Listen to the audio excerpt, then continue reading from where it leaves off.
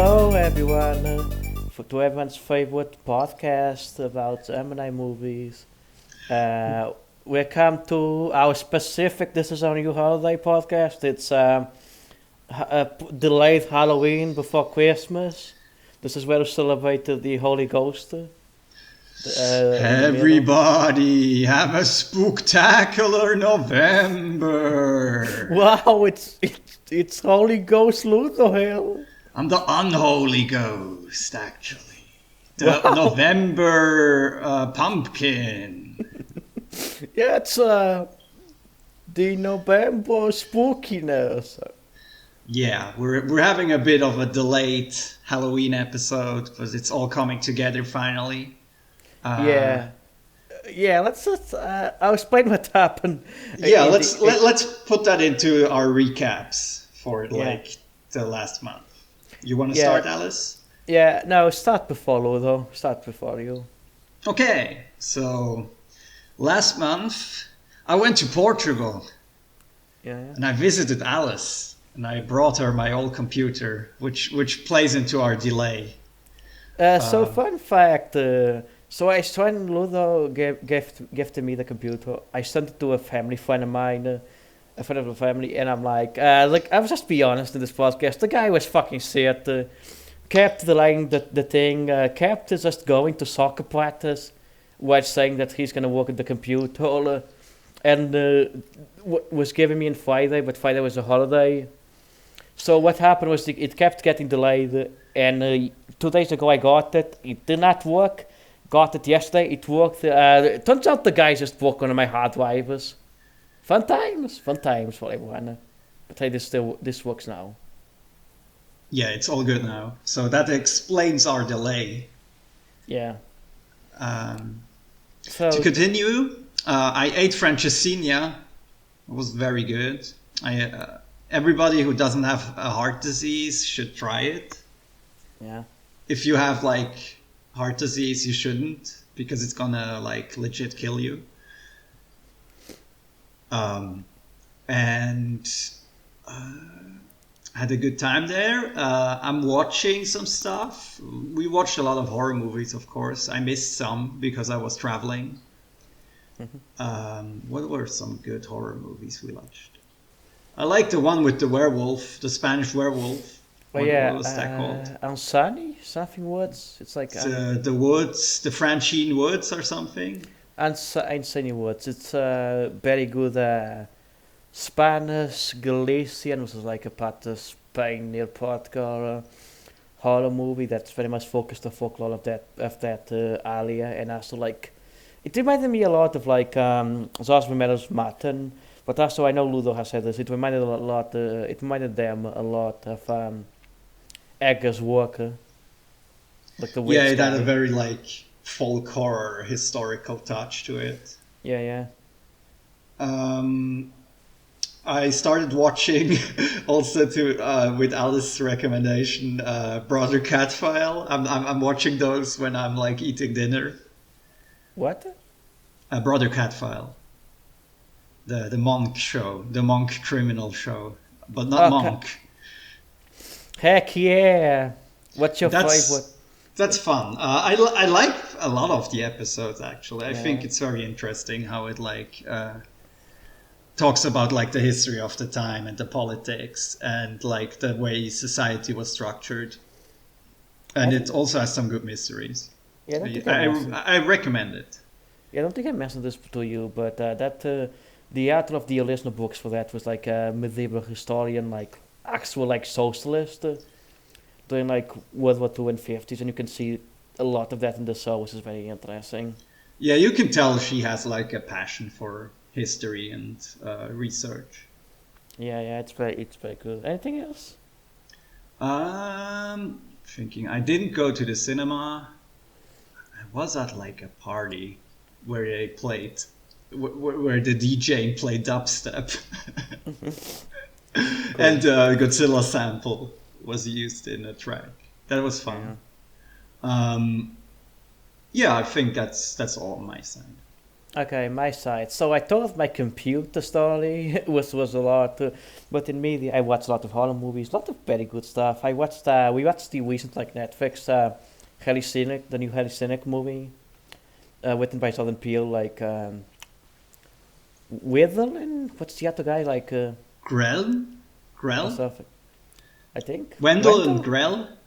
Wendell and something. I forgot the We're, name. But we're anyway, having a real thing with names this episode. But anyway, it's a very good, interesting movie. It has some stuff. The tone is a bit. It feels sometimes very fast paced, not going. But I do think that's one of its strengths. Like there's a lot going in that movie. It's weirdly complex, and the animation's fantastic. Some of the best. Like it makes it. Watching that movie made me realize why I love stop motion so much. It's very good. We ended Halloween by watching Wes Craven's People Under the Stairs. This is a fantastic dissection and a critique of racism, classism in America. Fantastic little movie, very fast paced, lot of stuff going, incredibly funny also. We Yeah, also it's a watched great movie. one episode of the classic Discovery TV show Mountain Monsters. They hunt the Ohio Grassman, which is just Bigfoot, but hides in grass in Ohio. And it's Spooky. bigger. It's a bit bigger. Yeah. Which makes sense for a cryptid, that it would be like extremely big, but nobody ever has like found it. But he hides in grass, though. He's a grass man. He's so good at hiding in grass. It's like Metal Gear Solid with that guy. Yeah, just a quick, two things that are not having to do Halloween, but I watched. I actually been consuming this for the last month, but I've been wanting to talk about this. I've been watching Public Eye. Public Eye is old like British TV show, something like the 60s, I think, went into like the 80s. Basically, it was made by an actual real life like English detective that was seeing like stuff like Columbo and like a lot of detective stuff from America that was very much glamorizing what a detective is, and decided to make this show that very much like it's kind of the anti-detective because it's about like this private eye guy that solves cases, but because it's so grounded in a realism and thing, this is not like a detective mystery show in the sense when solves the case like the bad guy goes to prison, like he's just a private detective guy. Sort of the show is based on mundanity, of the fact that even when you found out who the culprit or like found out what the crime is happening, you cannot do anything about it as an actual private detective. Like there's an episode where he investigates like private housing by like a company that basically is making so the people in the housing is very bad. So he finds out and goes to court, but the company is located in another place that's not the UK, so he cannot do anything. The episode just ends with that bumble of an ending. It's just so very interesting, like mundanity and like so just what actually being a detective and also what has to do with actually how crime works in a structural like. It's I don't know if I would call it like a left or so, but it's so very much interesting how actually crime and like how hierarchies work intersects with crime, intersects with how actually you cannot do anything to stop the powerful, and just these little moments. Like his case is just a very much like little moment of a group of people you interact with.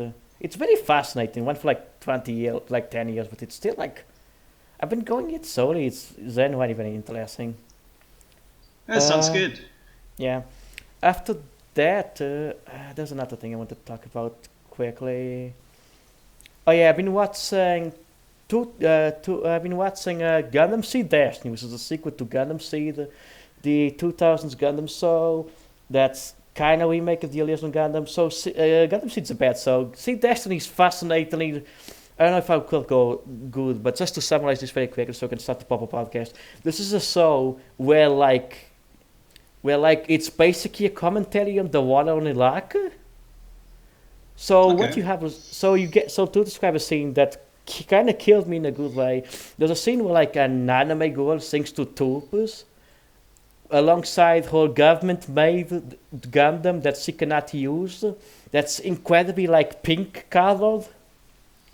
So and is basically used so the propaganda girl, pop singer can sing and excite the troops. And then after that, you get a 5-minute monologue about how violence is manufactured. It's It sounds like a lot. it's fascinating. It's very much like one of those shows made by people like not from America dealing with the water and like an American imperialism in a way that I don't think it's like. I don't think the show is like leftist or anti-war, but it's fascinating.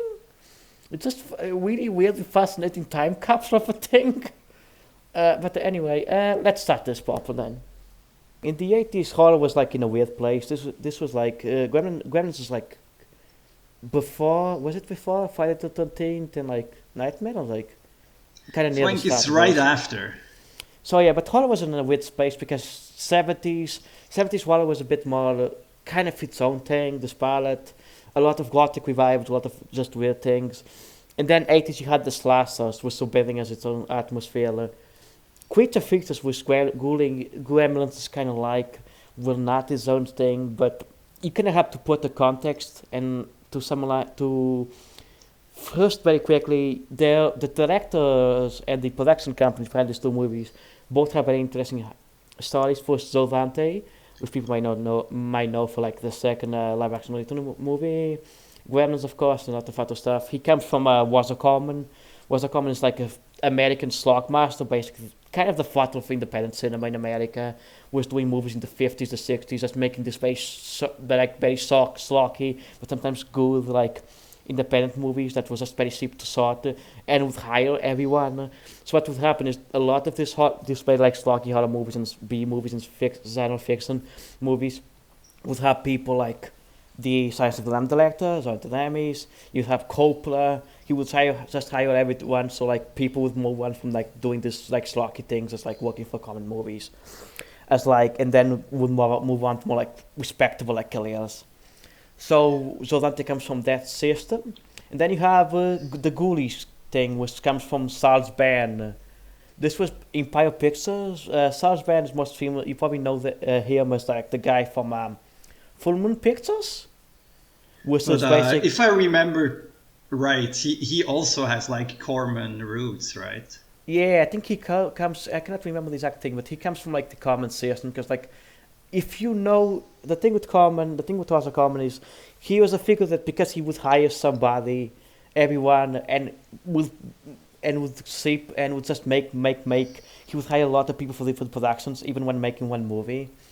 So if you interact with like that era of like 70s, 80s, 90s, like slog horror, at least one person you interacted with comes from the was a common system. So Sarge Ben is interesting because he's basically like the other biggest like slog B master, like was doing very like in the 70s and 80s was doing like very like low budget sloggy horror movies. Founded his own company, Empire Pictures, distributed like with the Reanimator from Beyond, like a lot of a lot of that stuff, a lot of Lovecraft, a lot of sloggy stuff, and then formed Full Moon, which is basically now just basically the champion of just making like very much easy to make, very quick to make, sloggy horror movies. Now it's just now full on fascist, a lot of them. But Yeah, they've become very anti-woke. yeah, because it's very much a easy grief to do. But yeah, like so. But before that, Sarge went from the Empire Pictures, which distributed Ghoulies. So the thing with Ghoulies, there's a link an interview to the director about this. Ghoulies was just like some fantasy horror movie.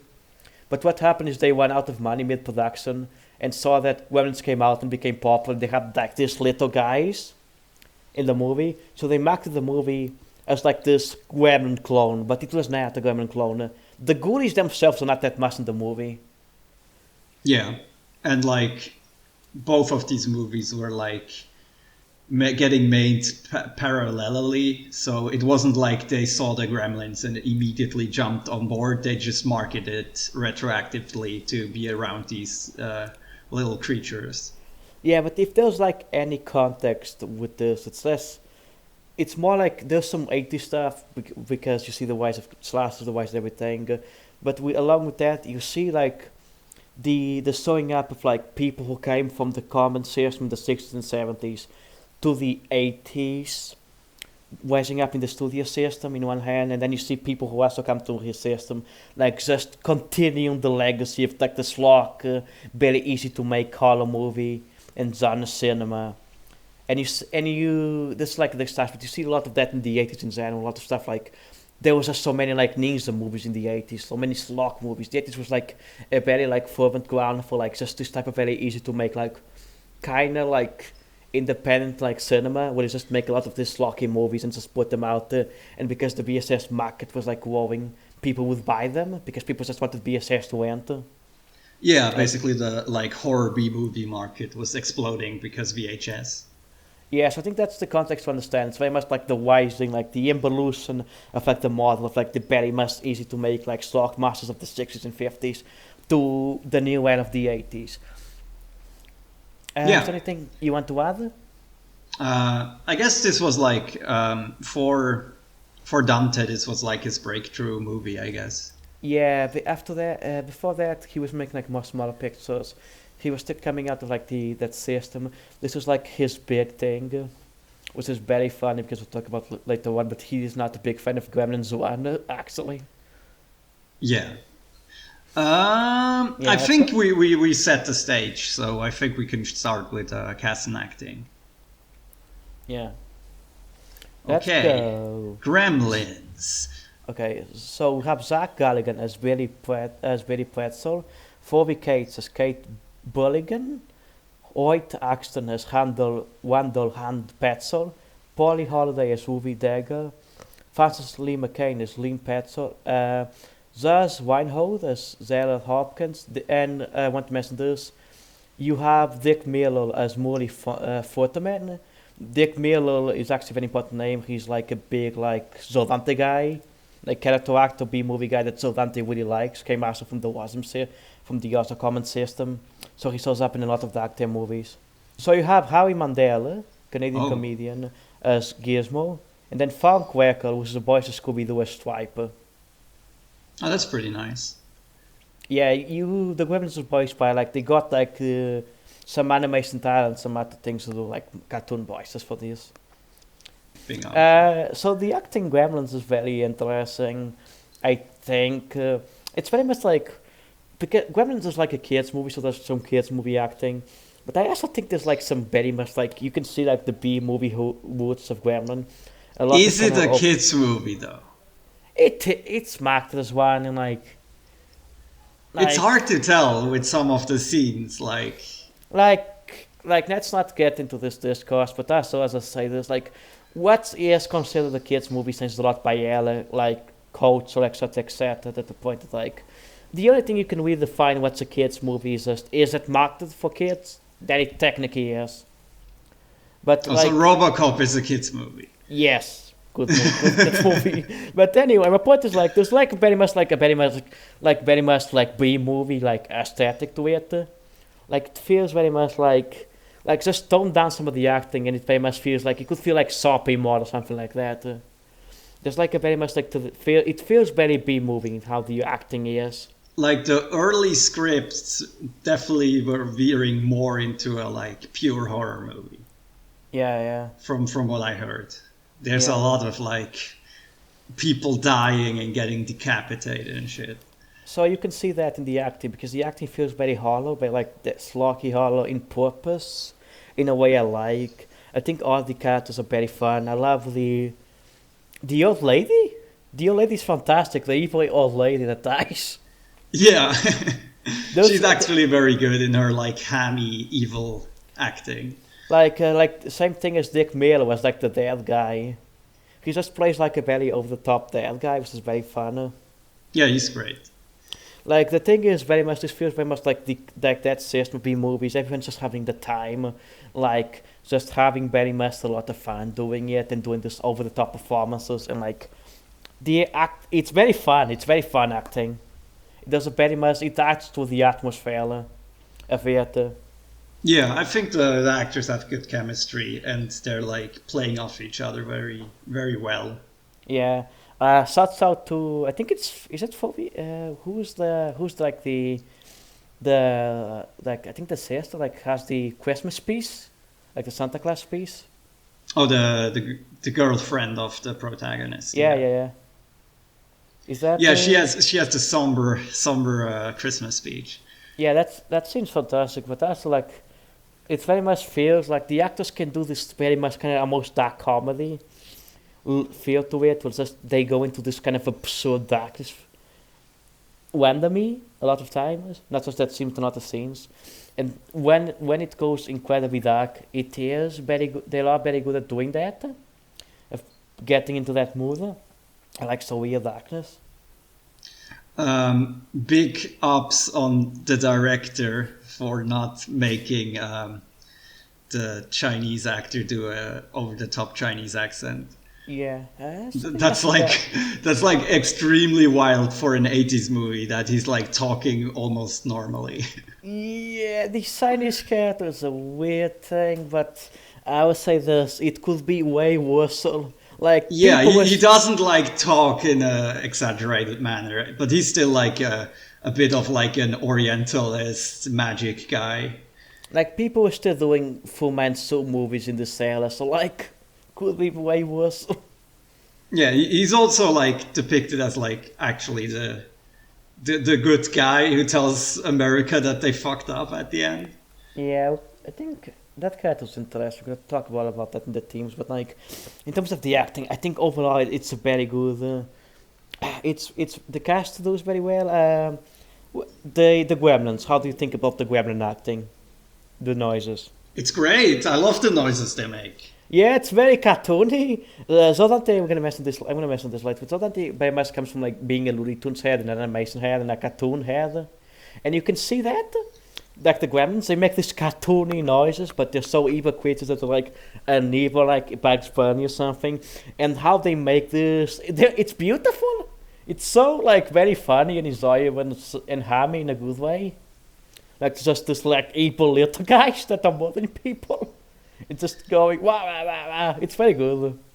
Yeah, I like the energy the Gremlins bring in their performances. I cannot remember, but I remember reading like an interview, like a Wikipedia page thing, like the Gremlins are very much inspired by like the Tasmanian tiger. It was like I could see that. It feels very much like that type of like Looney Tunes like style humor. Yeah, That yeah, isn't. Anything else? I don't think so. You summarized it well. Yeah. Let's go to the ghoulies acting. Got Peter Liaps as Anton Graves. Jamie Warner as Anton Graves as a kid, as a side. Lisa Pelican as Rebecca. Scott Thompson as Mike. Ralph Seymour as Mark Tovey Boy. Melissa Hakute as Donna. Keith Zodiac as Dirk. David Diane as Eddie.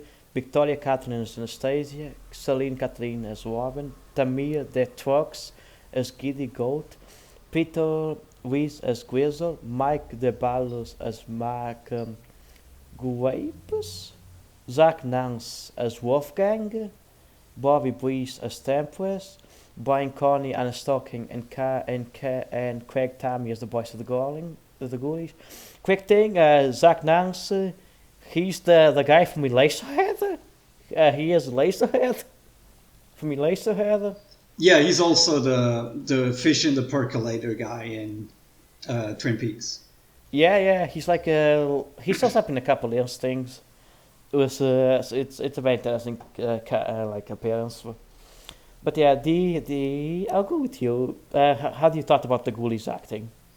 I think it's perfect for the kind of movie it is.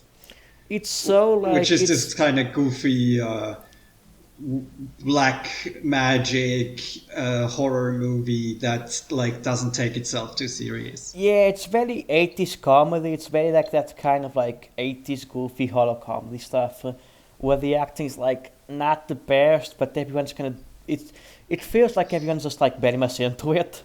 It's also goofy and kind of charming, with people just playing like broad stereotypes in a way that's really fun, honestly. Yeah, we got like a lot of slasher stereotypes, but they're all done like in such a goofy way that they become endearing. Like the stoner guy does a really good performance in this. Yeah, like God, is that the guy that's very much like weirdly gay coded? Like that's another one. I think that's the problem. Like we saw this a while ago, so it's hard for me to keep the faces apart. Yeah, but like I think that's the guy that's incredibly gay coded and just friends with the other dudes in the team, and that's fucking great. Yeah, he's hilarious. The Jonathan Graves, like the evil wizard guy in the movie, he just plays like the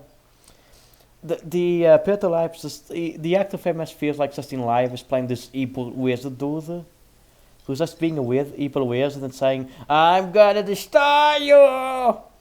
I'm gonna say magic words." He has to kind of play two different guys, right? Because he gets possessed by like this is very much like a old school warlock ancestor possesses you story. So he plays two different guys in a way, and he's like on one end he's like this teenage heartthrob guy, and then on the other he's just doing weird witchcraft while his girlfriend gets more and more upset, and it's very funny.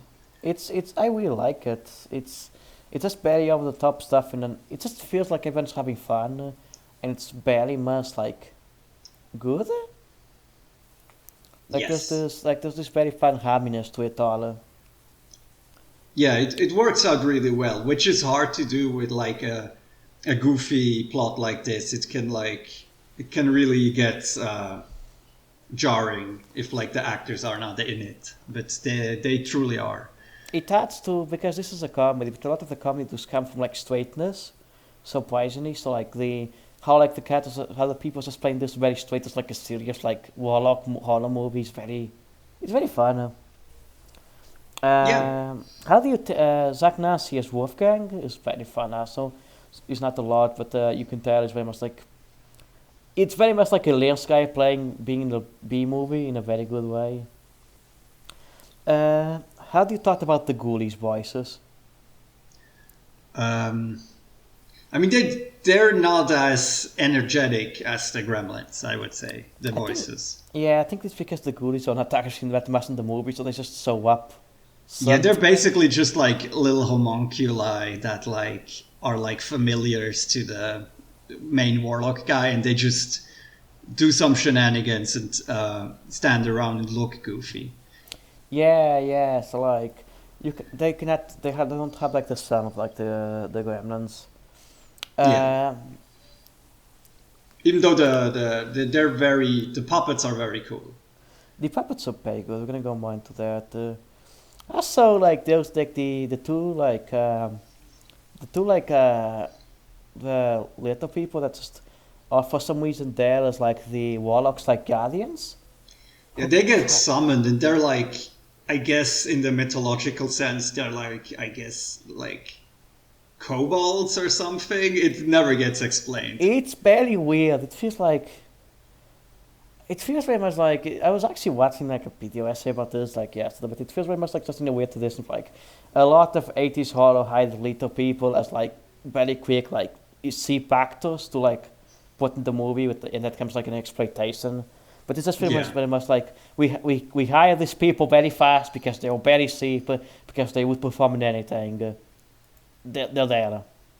Yeah, they don't feel like written in very well. I guess one of them they help the main character once the like real warlock comes back to life. Yeah, but do you have anything to say about the acting? No, I think it's hammy acting for a hammy movie, so it's perfect. It's perfect. Just that type of like horror. Like if you like 80s B movies, 80s horror, so even like full moon stuff, you like this, like in terms of the acting. Okay, let's go. It's story time. Yeah, plot. Gremlins. This is like I guess subversion of a Christmas movie, where it starts like as a pretty normal Christmas movie and then turns into a horror flick. Yeah, it's like it takes the innocence of like, oh, you're getting, I guess it's like after subversion of like it's not a big thing, but like magical helper stories where like a kid gets like a magical helper that's magical and is gonna help them in something. Well, like they go to this store with this Chinese person, and they get the gremlins and they start knife, but after that is where like they cause chaos. Sorry, Alice. They're called mogwai when they're Yeah, not turned. like the post-rock band. Yes, they're like the post-rock band mogwai. Just Yeah, yeah, they just play post-rock. more merch sold for the mogwai, I think, Yeah, but yeah, like I think that, than for the band. yeah, but I think this is very much playing with tropes of like it feels like if even if this is not like whatever this is a kids movie or not, the thing is this like I don't know if it's a word, but it plays a lot of like emoji from kids stories and like ideas of like the magical helper cat of like finding some magical thing, and plays them with like the chaos, the chaos of like oh no, these people are actually like evil, like chaotic in some way, and combines it with some commentary about like consumerism. Yeah, And it's basically a wonderful life if people died yeah, all the like time. it's very interesting because the plot very much escalates because the first half is very much setting up some normality, and then it goes into like the punchline where it's just everything is chaotic and so chaotic to the point that people are just dying and just people like the gremlins are fighting in Mars. There's like the Santa's piece. There's a lot of just zaniness and one-offness and like a lot of moments, but there's just like chaoticness. Was Yeah, because the main plot is very simple, but what makes the music special, not the music, what makes the movie special is all the little vignettes of like the gremlins causing chaos and doing like the wildest stuff. it's kind of clever because the setup is so simple by setting up like a normal like a kids Christmas storyline, and then by setting up those moments, you just get those little stories in vignettes here of like just the chaos happening. A lot of them are disconnected and don't matter, but I think I like it's just those moments connect overall just thematically and just in terms of just creating the overall image of just there's chaos happening. There's chaos happening because of the gremlins, and that's just they're very funny scenes. I really like a lot of the scenes. Yeah, There's a very the bar scene is incredible. there's a lot of like chaotic, like I said, like Zaldante is a fan of Zack Zones, is a fan of like Looney Tunes. There's a very like chaotic cartooniness. I know he once described Gremlins one like as like a live action cartoon, and at points it is. There's very like a tradition of like Bugs Bunny, but it's more a bit what if Bugs Bunny was killing you? There's like Yes. it's taking like the traditional elements of cartoon for that second half and putting them all as it's not like full on grimdark or full on Bugs Bunny chasing you and killing you from the TV whatever. But it adds a little bit more airs that adds a bit more oomph, and it pays off for the jokes and gags. There's just a lot of very much. It's very interesting because the plot itself is simple, but what matters a lot is just the various scenes. Like I like Gremlins not because of the overall plot, but more what it does by setting up those little moments and scenes and vignettes and jokes and gags. Yeah, that makes sense. You have anything to add? No, I think plot-wise, like we said, it's very simple. I guess do you want to? I guess it yeah. No, there's some other things I want to talk about, but that's more in the thematic way. So Okay. because like what I like about Gremlins is very much it's just very much the plot is so simple because it that set up other elements of the movie. But anyway, ghoulies. Describe the plot. Ghoulies. It's like a goofy version of a specific kind of Lovecraft August Derleth story. It feels like People who read those kind of stories will immediately know what I mean. It's like a guy inherits a house, and house is like cursed by some old warlock or witch, and then they get like possessed by the warlock or witch and have to do their like evil bidding. It's basically that, but like funnier. yeah, it's like it also feels like very gothic horror because like there's a thing of like finding love, lost love, etc. etc. It's in the Uh, old mansion, which yeah, I guess adds to that. it feels like it's very interesting because it feels very much using like those old horror tropes But then, like I guess like Gremlins is like a bit more ass to it because it's using us like you have your latest in characters, you have the funny little guys that are very in the movie, like. Yeah, It's very much like it's also very simple, but it feels very much like just going around in the plot of like a like this is like a '60s like gothic horror plot, but added with what '80s-ness to it. So like while like the gothic horror romance stuff is happening, you got like evil little creatures, you got '80s slasher characters that are to be killed, you got weed guy, you got the and stoner. He's yeah. funny. And it is funny. It is just very funny. Like the plot of Ghoulies is also nothing very special, but I think it just works. It's just being like using that kind of like I guess kind of stock like '60s like gothic horror thing to just add a bit more room for the '80s-ness of it. I wonder if like the in the Satanic Panic, if people looked at this movie and went like, see, fucking movies, they're full of evil witchcraft, and it's like the most goofy ass movie, but like somebody thought it was satanic. It's extremely tame. Like Empire Pictures, like by this point they had already released like Reanimator like From Beyond. This is like not Reanimator. This is if not for some scenes, it could be a kids movie. Yeah, but like the main character is doing D&D style magic, so it has to be evil. Yeah, it's like Mages and Monsters starring Tom Hanks. Yeah, it really is like that in some scenes because he's doing like some straight up fantasy magic stuff. There's like a evil wizard battle at the end where they like shoot lightning at each other. But yeah, I think it's very much interesting. I think it's very much interesting in how he uses the tropes for like possibly one of the most goofy '80s horror movies, and there were a lot of goofy '80s horror movies. It's very fun. I really like this. Yeah, I it had a lot to probably say. makes a good double feature with like Chopping Mall. Like it's very soapy more. It's very much like the type of like '83 movie.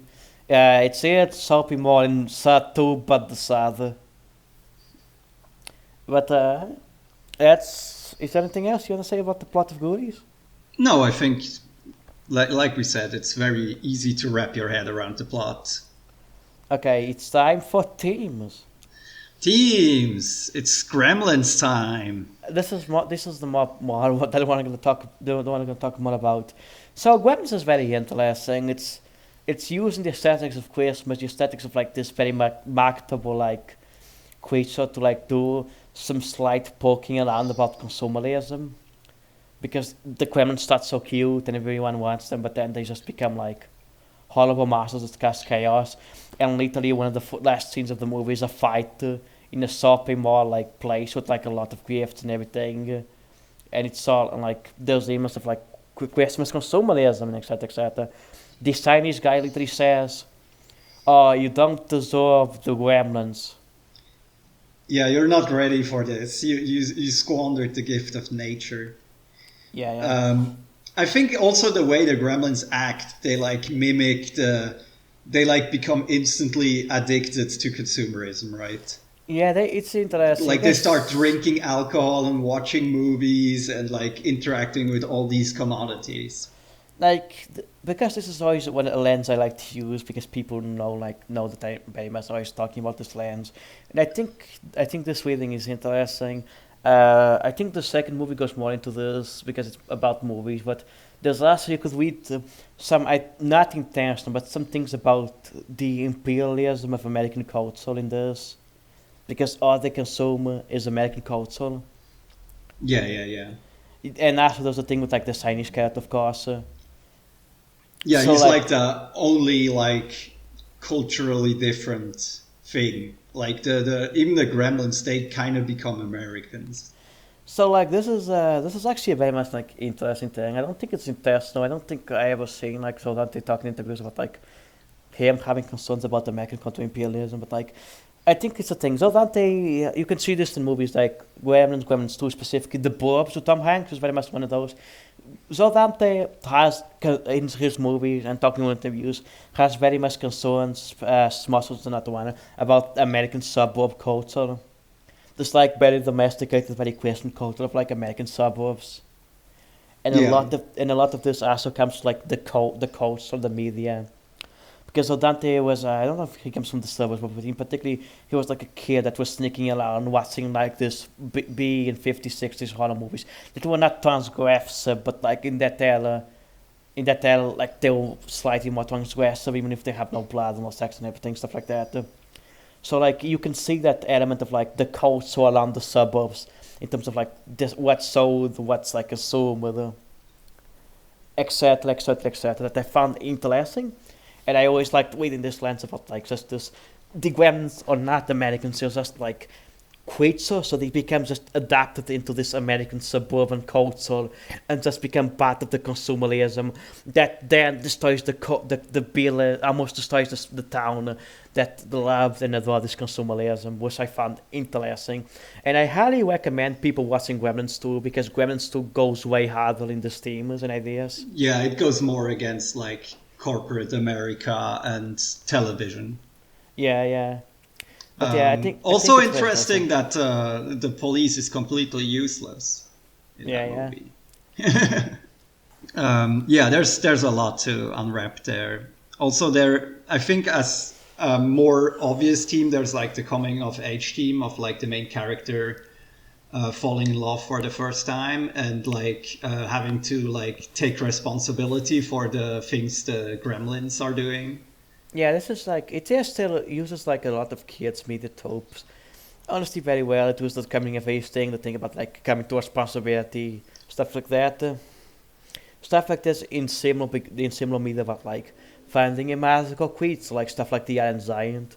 But in this, it's about taking responsibility of the fact that the gremlins are fucking chaotic murder creatures, Yeah, he has to go murder what he created. which I found interesting. I think it's very much a very I think of the mainstream like 80s horror, this is probably one of the more interesting thematic things wise. Yeah, this one has a lot I to think think yeah. about. Oh yeah, I was gonna add some links for like some Zodante, a piece about Zodante, about Gremlins, stuff like that, talking about interviews and everything. Just talking about the teams of Gremlins because there's a lot of interesting stuff that's been waiting about it. About Gremlins and themes. People have read it about cultural appropriation. People have learned, of course, about consumerism. It's really an interesting movie to dissect, and there's a lot to say about it. And I think it's fascinating. Again, I would highly recommend people to watch Gremlins too because it combines the thematic weight of Gremlins 1 and does more work. Anyway, I think it's a very good, interesting movie, Gremlin, thematic wise.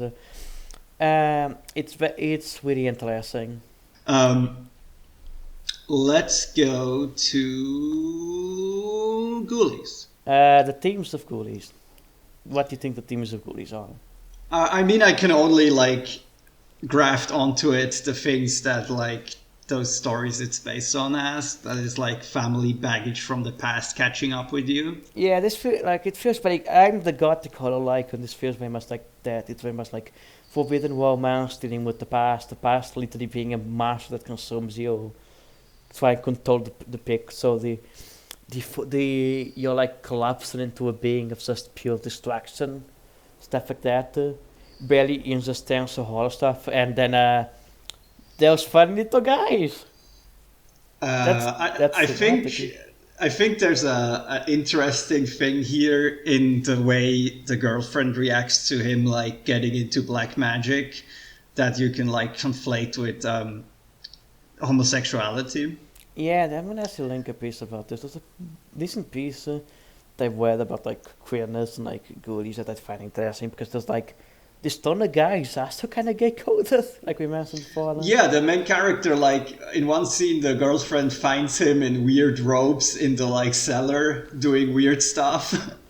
And I don't think I don't know if this is intentional, but it was very much like because of like 80s horror camp, you can read a lot of about it that I found interesting. Yeah, So yeah, but I found that the queerness of Ghoulies very much interesting because like a lot of gothic horror also has that queerness, of course, of like the picture of Dorian Gray and everything, like being consumed by your lactopathe, like being consumed and like possessed by this evil wizard guy. Yeah, and like warlocks and witches being like always connected to like social otherness and like through that queerness makes sense. Yeah, yeah. So like, I think it's interesting. I think this is very much doing like stock like gothic horror, but I think honestly, surprisingly, there's some interesting things to pick apart in Ghoulies. It's not like a very deep movie at all, but I think alongside being very fun, a B movie, I think there's some things you can pick and going, this is interesting because the movie is very much committed to still being gothic horror in a way. So like Yeah, along with the his girlfriend is, I'm gonna say, pretty attractive, and he decides to, instead of like spending time with his girlfriend, go into his cave and yeah, practice weird magics. yeah. And then there's the Sure stuff is where, interesting. yeah, and then the stuff where the girlfriend dies, and very much goes into like romantic, like horror stuff about that, about like falling apart over the loss of a loved one. Well, she comes back to life, kind of, right? Yeah. Yeah, it's weird. They're doing some necromancy, which I'm sure the like Christians were very upset with. Yeah, this Satanic Panic movie. This was one of the video nasties. This was probably not one of the video nasties. No, I don't think so. Like, there's not even much to censor. There's like 2 or 3 deaths in this movie. You see, Margaret Thatcher saw Ghoulies and then said, "I'm going to ban horror." She was spooked by the little guys. Yeah, I think that's already like everything that's in the teams. Yeah, I don't think there's much more. Cultural relevance, Gremlins. Gremlins is like much more the bigger movie. Like first 2000 nostalgia, second 80s nostalgia, third it's genuinely one of the biggest like creature features kind of these days. It's part its own subgenre. Like Little guys. Yeah. Also, before going, apparently the Wikipedia page says that Mogwai is Cantonese for devil, which I don't know. It just means devil or evil one or something. Is that correct? That's what I found in my research. I don't speak Cantonese, so... Yeah, I don't also speak, but if anyone here lives and speaks, we're very curious to see what it actually translates, if it does whatever. But yeah, but like I said, Gremlins is very much, it has that, like, it's a Steven Spielberg production. It's always going to survive because it's very much, it's very interesting because it's a movie about consumerist pop culture that is itself consumerist pop culture, but it's always going to stick in people's memory. Yeah, And I guess like, it also wasn't like planned to be this big of a like consumer like merchandise thing. That was towards the end of the production, like where yeah, they that's suddenly like, decided to make like Mogwai puppets and all that. yeah, and so Dante was like, I think he was like big against that stuff, which is like why Gremlins 2 exists in the first part. But yeah, I Yeah. think the thing is like this exists is very much like part of American pop culture. Like my dad knows what Gremlins is. My dad has watched Gremlins like 10 times. People Yeah. know what this movie is. Yeah, it's in the pop culture zeitgeist. Like people know it. There's a Gizmo show on HBO Max currently running. So like it's very much like still in that culture with like ET, etc. But yeah, I think so. Gremlins is always survive because of that, and also it's a genuinely good movie. Like even if you don't think about media critically, it's a genuinely just very fun little dark horror comedy. Yeah. It's very entertaining. It's easy to consume. It's easy to even watch with families. It's a good movie. It's just gonna survive. Yeah, my note here is as long as Christmas, capitalism, or little guys are a thing, this will be relevant. Yeah. Like, because it connects to all these things. Yeah, it started with Minions. Okay, cultural relevance, Ghoulies. It seems to have some like cultural relevance. So. I mean, it has fans, but like, Yeah. besides like the one-off goof that people make about Ghoulies, are people actually like gonna remember this? Because like even when it came out, it was already being compared to Gremlins and thus like seen as inferior. it got 3 sequels, but that's just the full moon machine working. Yeah, There's a that's just like how horror movie sequels worked, especially like in the 80s and 90s. So I think like there's some fans for ghoulies, there's some people that remember it. I don't know. I think very much this is very much like the kind of like Z list or B list like horror movie stuff. Like it's up there with, like your basket cases and etc. etc.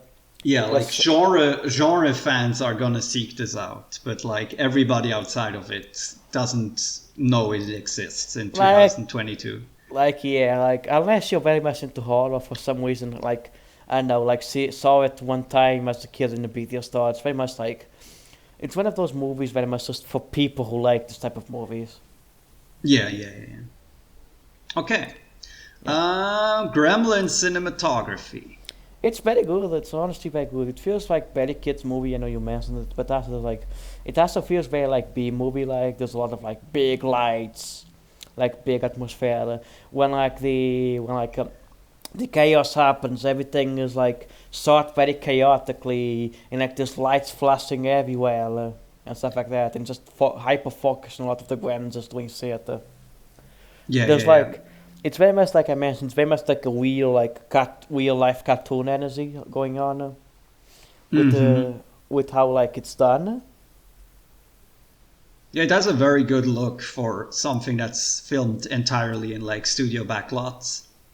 Yeah, and I think it's also like the puppets are very good. The gremlin puppets are very good, so they can move very well, and the camera captures them just doing stuff very well, like just being chaotic, just moving their mouths, just being Yeah, funny little guys at murder.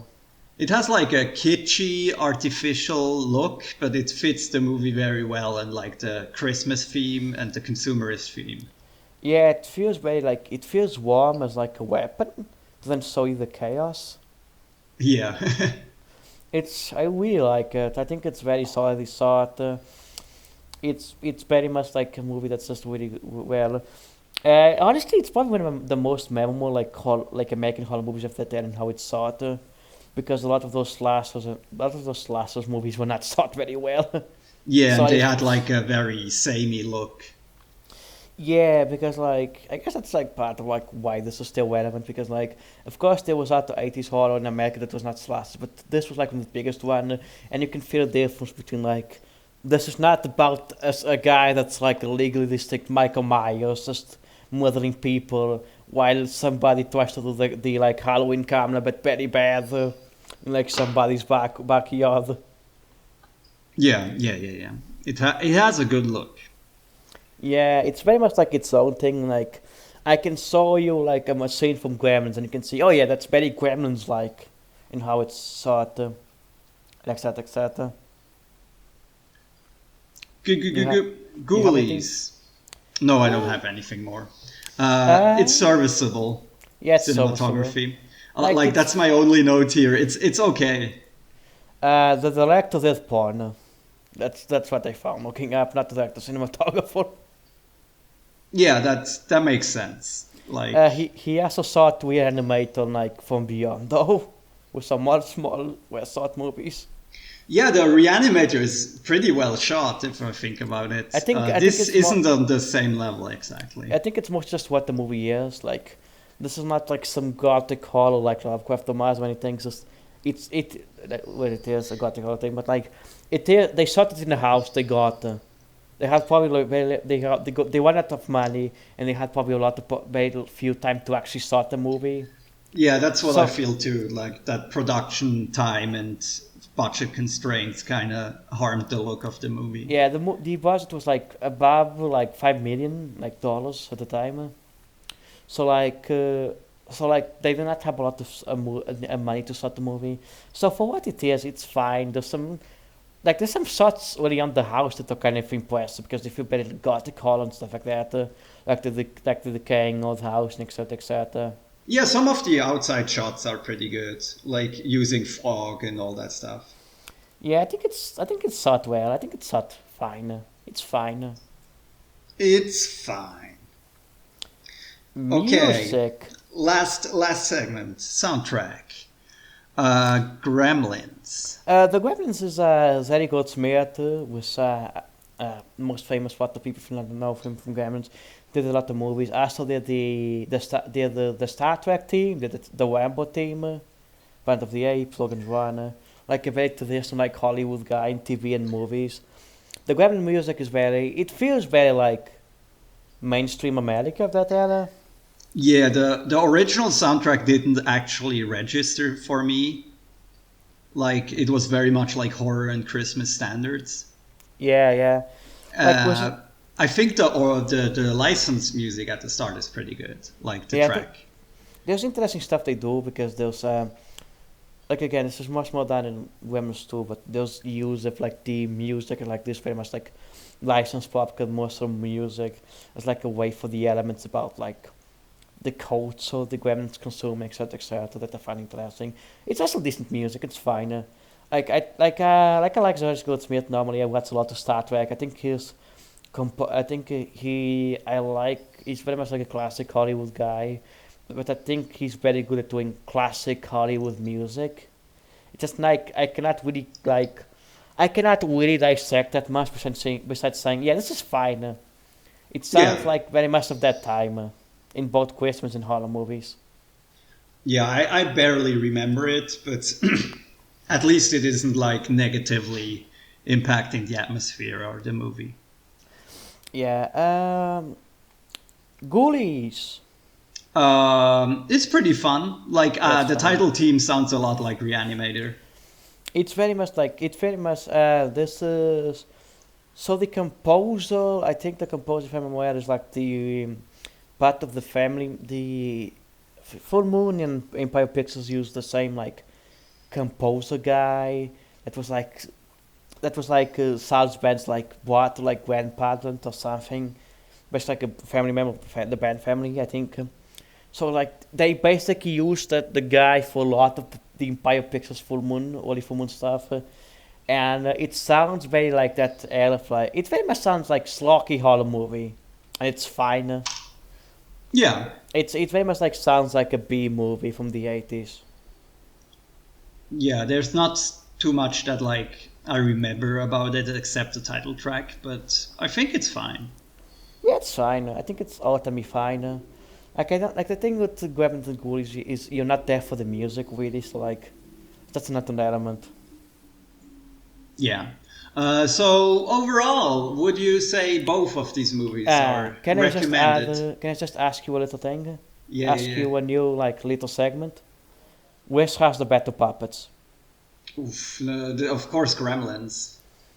Like Yeah, I just in think terms of like how they move around and how they emote is the pup like yeah very good. the puppeteering for Gremlins is very much like much more professional because it's a Hollywood like studio movie. They move really well. Like the puppets have very much a lot of energy. This was an era where they started using some more like technology to get them move. Without just having like a puppeteer moving them around. And they're very energetic. They feel very much like real life cartoons. Like they very much have like that energy. They can move very well. They can jump very well. It's very good. The thing with ghoulies, like we said, is like the ghoulies are not that much into the movie, but it's impressive. The puppeteer for the puppet person like that made the puppets for ghoulies passed away like a couple years ago, like recently, it was very sadly, but like they're very like scrappy puppets. They have like their all distinct look. There's like different sides of them. I think they're good. They're good puppets. They're just not studio Hollywood puppets. Yeah, I'm gonna give him credit for like making every puppet look unique. Yeah, yeah. Like they could have just made one puppet and like do tricks to make it look like multiple puppets or like always only show one. But they have like 6, 7 different puppets that all have like their own look and like personality. Yeah, that's what I found interesting because I never seen ghoulies before this, and when I only know it by its cover, and every time I saw the cover, I always just thought it was like, oh, the little guys will look like that kind of cover, but that type of little guy in the cover is just like, it's probably the one that seemed the least in the movie. So Yeah, like, it's like the toilet ghoulie. yeah, yeah. The other ones look different. They look a bit more demonic and stuff like that. It's very kind of impressive for the movie, the budget the movie had. I think. Yeah, maybe they should have done less puppets so they had enough money to finish the movie in time. Yeah. I think both are fine. Both have good puppets. Gremlins wins though. Yeah. But how wet are the puppets? I think that's all we got today. I I hope you all had a good Halloween. No, I still need to see. I like the Gremlins more, of course, overall. Though I think Ghoulies is also very interesting little movie to watch. Yeah, I think both are worth checking out for like different reasons a bit. Yeah, if you just like very fun, like horror movies with some commentary, watch Gremlins. If you like just Lucky B horror from the 80s, watch Ghoulies. But anyway, before we end the podcast, I just want to say there's gonna be no let for no one was on the later this time. Next month we're gonna announce our new project. Right now, Ludo, can you announce the project for next month? Yes, we're gonna do a multi-part series about the 2 Pinocchio movies that came out, culminating in reviewing the 2 Pinocchio movies that came out this year that were like big releases. So there's technically 3 of them, but one of them is very boring. We're not gonna mention it that much. Yeah, we're gonna just talk about it maybe on the side, but it's gonna be Disney's Pinocchio and Del Toro's Pinocchio. Yeah. So how this is going to work is the first episode's gonna be we're gonna talk about the Pinocchio book, its simplest, how it's structured, the bias characters of Pinocchio. Then we're gonna go into bias adaptations of Pinocchio from around the world and talk about how they adapt Pinocchio, how it's seen in culture, how Pinocchio adaptations normally adapt things. And then we're gonna talk about the final ones. Also gonna talk about the movies. We're gonna release it next month. So for that, we're not gonna release an episode this month. Well, we released this, but this was because it was delayed. We originally was going to do no episode this month because we're going to just resource because it's going to be 3 episodes, so like a lot of resource and stuff needs to be done. Yeah, you're not getting a new episode at the end of this month, but you're getting 3 episodes over December. Yeah. As always, thanks for supporting us. Where can find you, Ludo? Who knows if how long you can still find me on Twitter. Ludovico _LTD. I'm Alice Woolafar on Twitter, for least for now. Also follow on Twitter. I have a co-host, Zoka from Portugal. I'm co-host of Zoka from Portugal. YouTube account, Alice Woolafar. I'm gonna put my Patreon on the YouTube thing. As always, thanks for support, and hope you have a nice month. Bye. Give us money. Bye.